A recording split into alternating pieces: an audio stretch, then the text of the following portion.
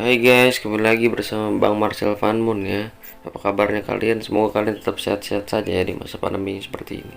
Pada kesempatan kali ini Bang Van Moon akan bercerita tentang sekelompok anak muda yang berlibur ke desa terpencil di daerah Hälsingland, Swedia, yang dimana mereka akan bertemu dengan penduduk yang mempunyai kepercayaan sesat. Namun malangnya mereka terjerumus ke dalam dunia mereka.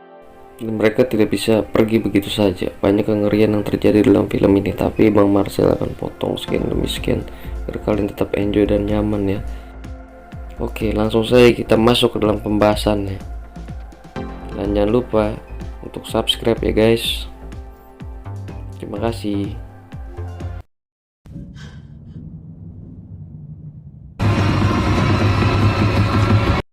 Film ini akan berstory tentang Daniel yang mengalami depresi setelah adiknya bunuh diri sambil membunuh kedua orang tuanya dalam sebuah apartemen. Kejadian ini memperburuk keadaan dengan dirinya karena kekasihnya yang bernama Christine juga tidak peka pada dirinya.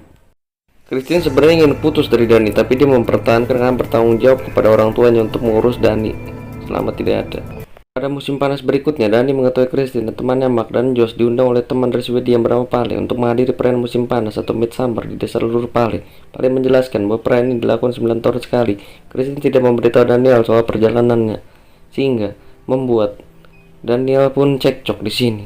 Sebagai bentuk permintaan maaf, Christine terpaksa mengundang Daniel untuk ikut dan Daniel pun bersedia. Lalu tak lama setelah perdebatan panjang tersebut, mereka pun akhirnya segera pergi untuk terbang ke Swedia. Tak lama kemudian mereka pun pergi ke Swedia. Di sini Dani bertemu dengan teman lamanya bernama Simon dan Connie.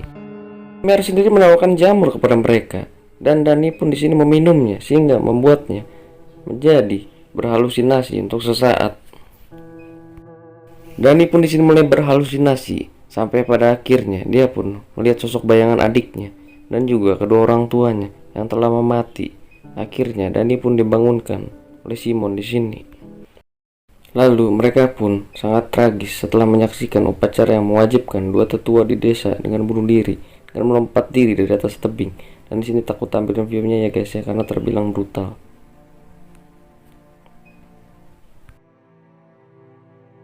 Lalu pemimpin desa yang bernama Sif memberitahu kepada mereka bahwa kematian seperti itu sudah biasa dihargai dan setiap warga akan melakukan hal yang sama ketika menginjak usia 72 tahun.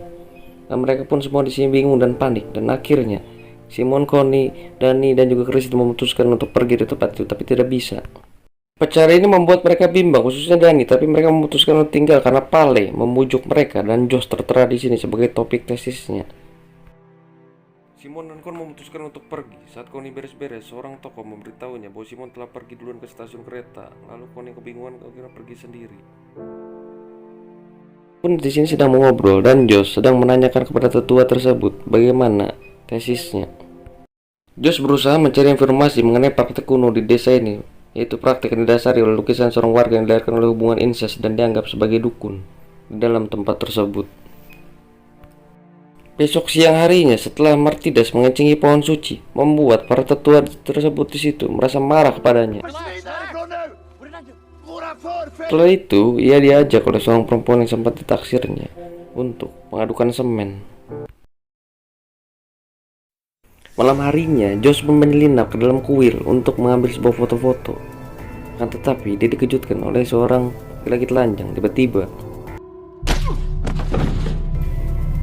kepala Josh pun di sini dipukul layaknya kerupuk, dan orang gila tersebut melihat dirinya, dan tiba-tiba mayatnya pun hilang. Esok harinya, Dani diminta mengonsumsi minuman dan ikut serta dalam lomba tali meneliti yang lalu yang menang. Dan kemudian ia pun dinobatkan sebagai Ratu Mei, yaitu sebuah gelar terhormat di desa itu.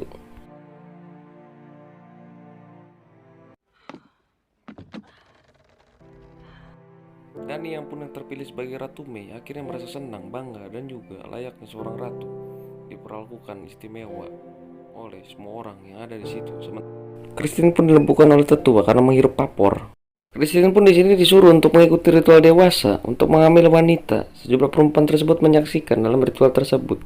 Guys, tidak bisa saya tampilkan ya, mohon maaf. Di sini Dani pun yang mengintip karena melihat bahwa sang kekasihnya melakukan ritual aneh tersebut.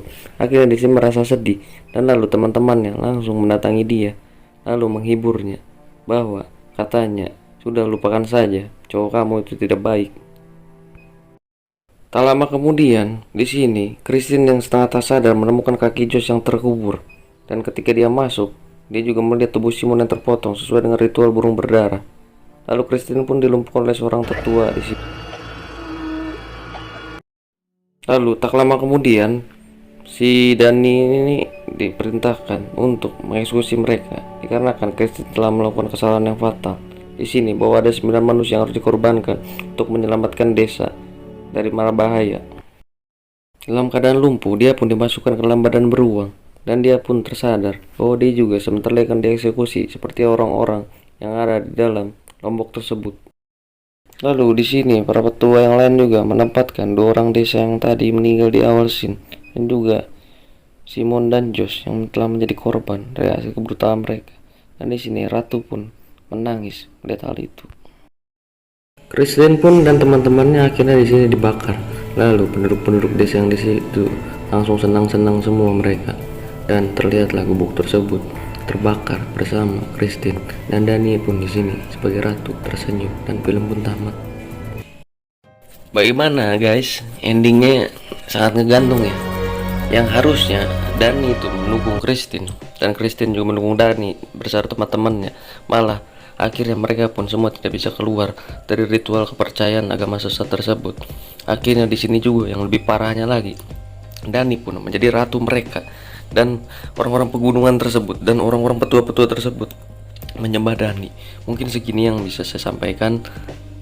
Mohon maaf kalau banyak kesalahan. Mungkin Bang Fanbon lain kali akan mereview serta menjelaskan film tentang psikopat lagi.